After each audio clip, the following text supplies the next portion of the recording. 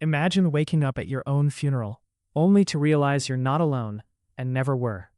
For thousands of years, cultures have insisted death isn't the end. Sometimes, it's just the beginning of the weirdest part. But here's the twist. The afterlife most people picture is a modern invention, stitched together from fear, wishful thinking, and a lot of creative storytelling. So, what actually happens when you die? And why are we still so easily fooled by the stories? Here's where it gets messy. The Egyptians spent a lifetime preparing for death, but their secrets were meant to keep you out, not let you in. The Book of the Dead wasn't a map to heaven. It was a cheat sheet for a cosmic courtroom where the wrong answer meant annihilation. Here's what most people miss. The afterlife was exclusive. If you couldn't afford the rituals, you got left behind, literally erased.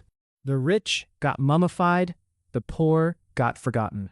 Immortality, like everything else, was pay to win. But what about the soul, the idea that something survives the body? Here's the kicker. Even the Egyptians couldn't agree on what the soul actually was.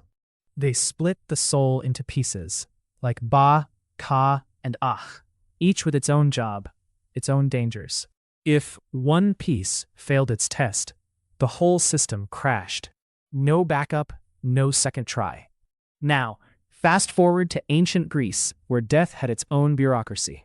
Forget pearly gates. Here you needed coins for the ferryman, or you wandered the shores forever. No change, no entry. Most people think the Greeks obsessed over heroism, but the truth is, most souls ended up in a gray, boring limbo, a place so dull, even the gods barely noticed.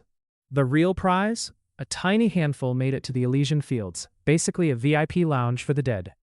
But most Greek afterlives were less about justice, more about paperwork and luck. Flip continents, and you hit India, where the afterlife isn't one destination, it's a revolving door. Most people picture reincarnation as an upgrade, but here's what they skip. You could come back as a cockroach, a king, or a dung beetle. No refunds. It all depends on karma, which is basically cosmic credit, except the terms and conditions are a nightmare. One wrong move, and you're back in the game, maybe on a lower difficulty setting. But here's the catch. Even the most devoted never really knew if they'd made the cut, until it was too late. And that fear? It fueled entire industries. Priests, temples, donations, selling peace of mind for a price. Meanwhile, in medieval Europe, the church doubled down on fire and brimstone. Purgatory wasn't just a waiting room, it was a moneymaker. Pay the right fee, and you could buy your way out, or so they claimed. The church sold indulgences, get-out-of-suffering cards for the dead. The more you paid, the sooner your loved one's suffering stopped. But here's what history textbooks skip. This system was so profitable, it actually helped fund cathedrals and crusades. And the poor? They just waited. Sometimes forever. Now let's get scientific. Modern medicine can measure the moment the body dies. But the soul? No instrument has ever detected one. Some claim near-death experiences prove something survives. But here's the uncomfortable truth.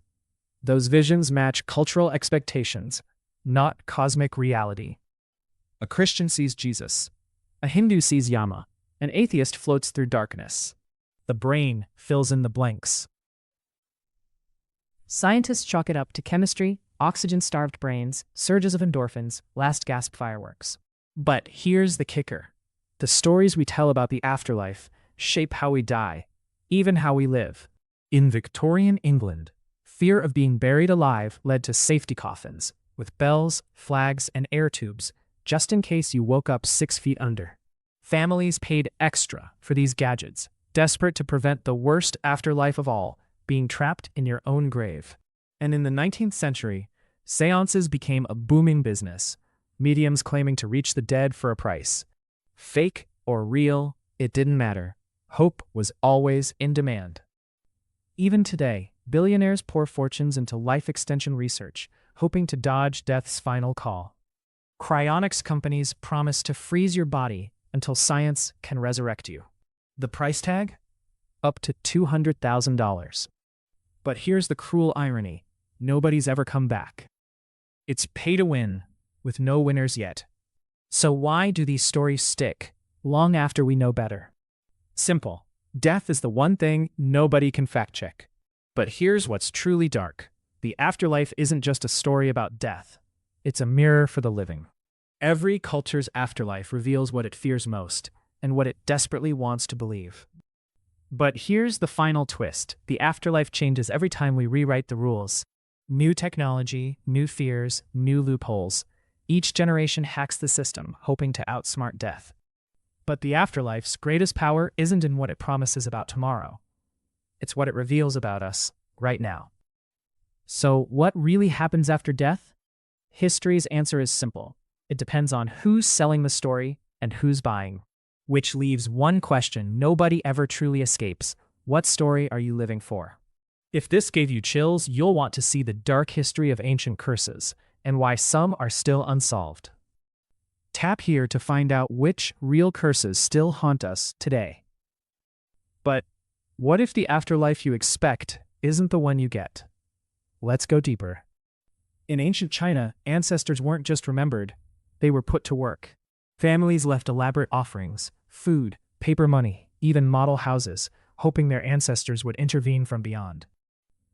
But if you neglected your duties, ancestors could become hungry ghosts, forever unsatisfied, haunting your descendants.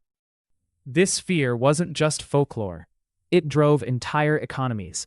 Craftsmen built fortunes making paper offerings for the dead.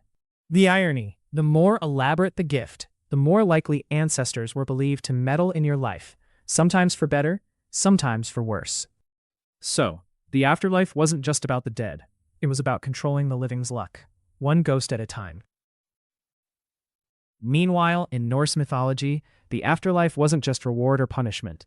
It was an extension of your last moments. Die bravely in battle? Welcome to Valhalla, an endless feast with the gods. Die of sickness or old age? Sorry, Helheim awaits.